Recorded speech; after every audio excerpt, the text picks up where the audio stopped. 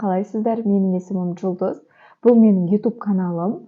YouTube каналыма тіркелсеңіздер өкінбейсіздер, себебі менің YouTube каналымда сұлулық әлемі жайлы білетін боласыздар және үйренетін боласыздар. Менің YouTube каналымда өте құнды ақпараттар болады, және лайк басуды, комментарийға не білгілеріңіз келеді, соны жазуды ұмытпаңыздар, және колокольчикті басуды ұмытпаңыздар. Мен бүгінгі сабағымда новыйдан бастап жатқан мастерларға лайфхак айтатын боламын, өзімнің 10 советімді айтатын боламын. Бірінші советім ол сіз новыйдан бастап жатқан мастер болғандықтан сіздің материалыңыз арзан болмау керек. Себебі сіздің опытыңыз аз, яғни сіздің опытыңыз аз және материалыңыз да арзан болатын болса, онда екеуі бір-бірімен үйлеспейді. Сондықтан сіз клиентті жақсы жинай алмайсыздар. Сол үшін сіздің материалыңыз хотя бы қымбат болу керек. Сонда сіздің опытыңыз аз болғандықтан екеуі бір-бірімен үйлесіп жақсы клиенттер жинай аласыздар. Если сіздің опытыңыз да аз, жақсы жасай алмайтын болсаңыз, және материалыңыз да арзан болатын болса, сіз клиенттерді тез жоғалтып аласыз. Сол үшін новыйдан бастап жатқан мастерлар материалдарыңыз жақсы болу керек. Екінші лайфхак ол кушеткада отырып сразу жасау керек. Көп мастерлар, новыйдан бастап жатқан мастерлар үйінде, диванда, бүкірейіп отырып солай жасайды. Ол қате, соның кесірінен көп мастерлар топ-мастер бола алмайды. Сол үшін сіздер сразу кушеткада жасасаңыздар, салонда, сондай атмосферный жерде, салонный атмосферасы бар жерлерде жасайтын болсаңыздар, сіздер тез үйреніп кетесіздер. Үшінші лайфхак ол кірпік жасап жатқанда адамдарды, басқа бөтен адамдарды, немесе туысқандарыңызды, немесе сестра деген сияқтыларды қасыңызға жасатпаңыз. Яғни сіз кірпік жасап жатқан моментте сізге төбеңізден қарап тұрмау керек, потому что сіз ондай моментте қолыңыз дірілдейді, өз-өзіңізден сеніміңіз кетіп қалады. Солай сіз самооценкаңызды түсіріп аласыз. Сол үшін кірпік жасап жатқанда сізге барынша мүмкіндігінше ешкім қарамағаны дұрыс. Төртінші лайфхак ол клиентті мүмкіндігінше жақын жатқызу керек. Яғни кушетка осылай тұратын болса, кушетка мен басы оның ровно длинада, ровно ұзындықта тұру керек. Потому что сізден кушетка жақынdır, бірақ клиент алыс жататын болса, сіз дұрыс қолдана алмайсыз, дұрыс кірпік қоя алмайсыз.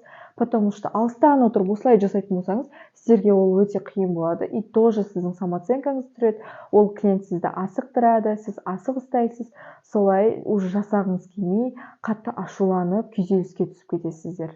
Бесінші лайфхак ол аккуратно таза жерде отыру. Потому что көп мастерлар бір жатқызған простынясына 5-6 қыз, 10 шақты қызы жатқыза береді. Ондай моментте ол простыняға клей тиеді, басқасы тиеді, кірпіктер қалып кетеді. Соның кесірінен ол жерде гигиена құртылады. Сондай моментте сіздің тоже миыңыз жинақталмайды, не жасап жатқаныңызды сіз өзіңіз түсінбейсіз. Сондайдың кесірінен сіз тоже жақсы істей алмайсыз, жақсы результат көрсете алмайсыз. Сол үшін барынша гигиенаға өзіңіз үйретіңіз, таза жерде отыруды, таза материалдарды қолдануды, кірпікті де дұрыс қолдануды. Сол кезде сіздің самооценкаңыз көтеріліп, жақсы жасайтын боласыз. Алтыншы лайфхак ол кушетканы дұрыс алу. Ол қалай? Көбісі стандарт кушетка алады, негізінде біз кушетканы алған кезде размерін тура алуымыз керек. Себебі көбісі стандарт кушеткаларда сантиметрі, длинасы 70 сантиметрді алып қояды. Ол 70 сантиметр наращивание ресницқа тура келмейді, ламинированияға тура келмейді. Ондай жағдайда сіз бүкірейесіз, клиентіңіз төмен түсіп кетеді, сіз дұрыс қолдана алмайсыз. Сондықтан сантиметрі длинасы 75 сантиметр, 80 сантиметр болғаны дұрыс.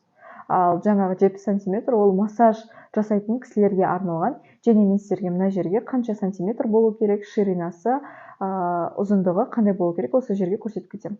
Жетінші мүмкіндік ол кірпікті полный клейға батырмау. Көп мастерлар, начинающий мастерлар осылай батырады, соның кесірінен склейка пайда болады, отслойка болады, потому что клей көп қолдансаң, ол бір жағы отслойкаға апарады, бір жағы көзін ауыртады, от тұтып қалмайды, сондай быт-шыт болады. Соның кесірінен мастерлар жасағысы келмей, ол саланы, кірпік саласын тастап кетеді. Сол үшін кірпікті полный батырған дұрыс емес. Қай бетімен сіз кірпікке жабыстырайын деп жатсыз, сол бетін ғана жағып, және кішкене жерін сүртіп, сол колечкаңызға осылайынан сүртіп, содан кейін қоятын болсаңыз, онда сіздің кірпігіңіз әдемі шығады, клейді көп болмайды, адам көзіне де батпайды. Және сондай моментте сіздің өзіңіздің желанияңыз ашылады дальше кірпік жасауға. Сол үшін кірпікті малып батырудың қажеті жоқ. 8-ші лайфхак: өзіңе ыңғайлы етіп скотч жабыстыру. Скотчты қалай жабыстыру керектігін білмейтін болсаңыздар, менің басқа видеоларым бар, сол жақтан көретін боласыздар. Негізі скотчты дұрыс жабыстыру деген ол көп жағдайларда көп мастерларға керек. Неге? Потому что скотчның арасынан адамның астыңғы кірпіктері шығып кететін болса, бір-біріне жабысып склейка болады, көзді ашытады, ауыртады. Солай ол жерде де сіздің уже самооценкаңыз түседі. Неге?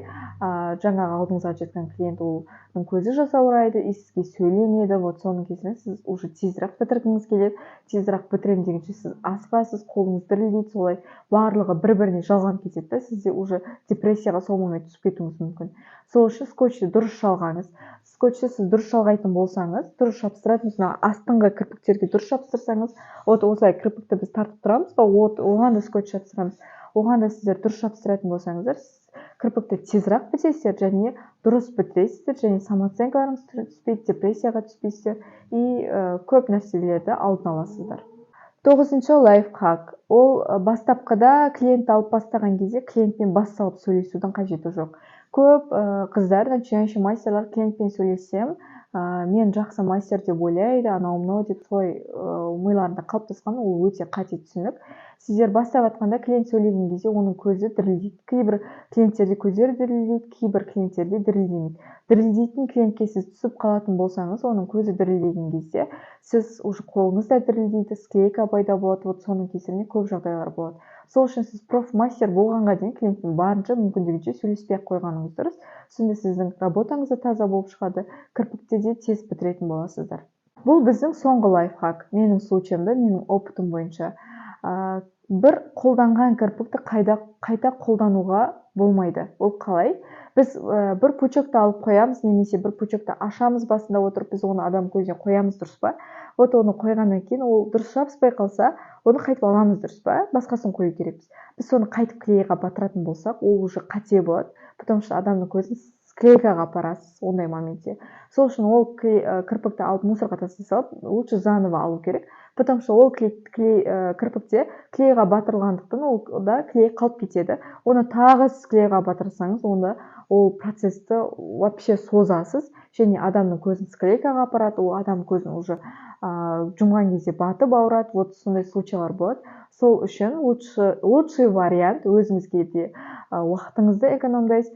Бір қойған кірпік құртылды ма, оны сразу мусорға тастай салған дұрыс. Және де маған бір мастер айтқан болатын, 10 түрлі пучок ашыдың ба, 9-ы жаман болып, біреуі ғана жақсы болып шықса, идеальный болып шықса, біреуін ғана алып қалда, 9-ын таста.